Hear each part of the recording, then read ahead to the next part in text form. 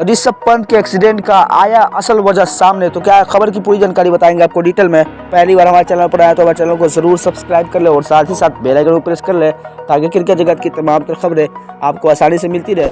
जी हाँ दोस्तों, भारतीय क्रिकेटर ऋषभ पंत के एक्सीडेंट के कई सारे कारण सामने आ चुके हैं, लेकिन असल वजह का खुलासा अब हुआ है। मैं बता दूं कि उत्तराखंड के मुख्यमंत्री पुष्कर सिंह धामी ने आज 1 जनवरी मैक्स अस्पताल पहुंचकर उनसे मुलाकात की और हाल चाल जाना। इस दौरान धामी ने सड़क दुर्घटना के कारण को लेकर भी बात की।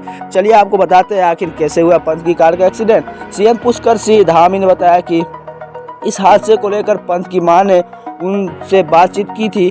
मैं बता दूं कि गड्ढे से बचने के क्रम में ये हादसा हुआ। ऋषभ पंत ने ये बहुत बड़ा बयान दिया है और बहुत बड़ा ये वजह बताया, ये खुलासा किया है कि मेरा एक्सीडेंट जो है वो गड्ढे से बचने के लिए हो गया है। मैं बता दूं कि बीसीसीआई के लोग भी लगातार उनके संपर्क में हैं। पंत के परिवार वाले भी इलाज से पूरी तरह से संतुष्ट है।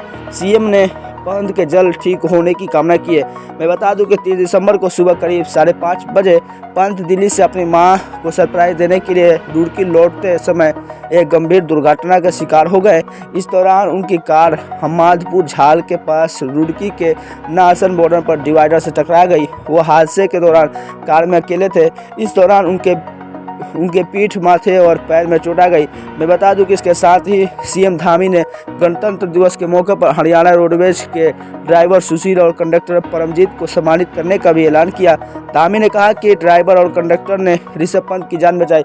जी हाँ दोस्तों, ऋषभ पंत का एक्सीडेंट का असल वजह झपकी नहीं है, बल्कि रास्ते पर जो गड्ढा होता है उसकी वजह से ऋषभ पंत ने अचानक से अपने गाड़ी को मोड़ा और मोड़ते हुए गाड़ी जो है डिवाइडर से टकराई, जिसकी वजह से ऋषभ पंत हादसे का शिकार हो गए। मैं बता दूं कि ये खुलासा, बहुत बड़ा खुलासा जो है वो सामने आया है। सीएम धामी ने इस बात की गणना की और इस बात पर बयान दिया है कि ऋषभ पंत का जो एक्सीडेंट का असल वजह है वो गड्ढा है, न कि झपकी है।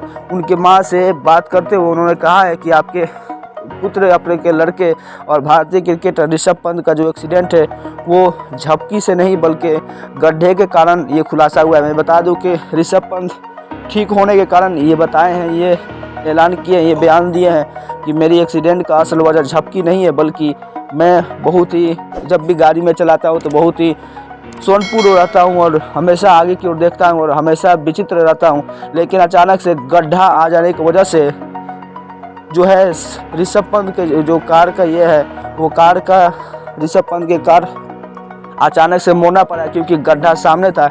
इस वजह से ऋषभ पंत ने दाईं ओर मोड़ा। मुड़ते ही रेड क्लिफ लाइन पर गाड़ी चढ़ गई और रेड क्लिफ लाइन पर गाड़ी चढ़ने की वजह से ऋषभ पंत हादसे का शिकार हो गए और कंट्रोल नहीं कर सके और बाद में कांच तोड़ करके बाहर आए।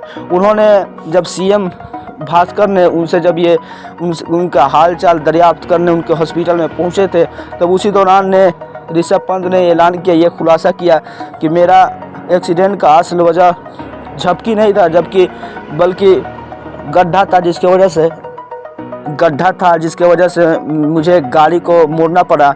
क्योंकि गड्ढा से बचने के लिए, क्योंकि गाड़ी बहुत स्पीड थी और इससे बचने के लिए हमने अपने गाड़ी को दाएं जाने मोड़ा और मोड़ते ही जो है रेड क्लिफ लाइन पर गाड़ी टकराई और टकराने के बाद बहुत बड़ा हादसा हो गया, जिसके दौरान आने वाले सुशील कुमार और कंडक्टर ने उनकी जान बचाई और फौरन मैक्स हॉस्पिटल में एडमिट कराया। मैं बता दूं कि सीएम भास्कर ने उन दोनों को काफ़ी बड़े इनाम से सम्मानित किया है और ऋषभ पंत जो है वो अपने हादसे के असल वजह जो है, ऋषभ पंत अपने एक्सीडेंट का असल वजह झपकी नहीं बल्कि कुछ और बताएं, वो कुछ और गड्ढा है, उस वजह से ऋषभ पंत का एक्सीडेंट हुआ। उन्होंने खुलासा किया है। मैं अपनी वीडियोज़ में ऋषभ पंत के एक्सीडेंट का हादसा किस तरह से हुआ ऋषभ पंत ने बताया, इसका खुलासा किया है।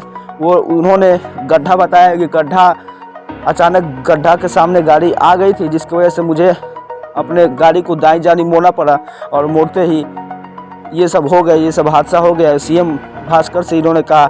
मैंने इस वीडियो में यही विस्तार से बताने की कोशिश की। आप लोग पहली बार चैनल पर आए तो चैनल को ज़रूर सब्सक्राइब कर लो। क्रिकेट की अपडेट पाने के लिए जितना जल्द हो सके सब्सक्राइब करें, लाइक करें और ऋषभ पंत के लिए जितना जल्दी हो सके दुआएं करें, मनोकामनाएं करें।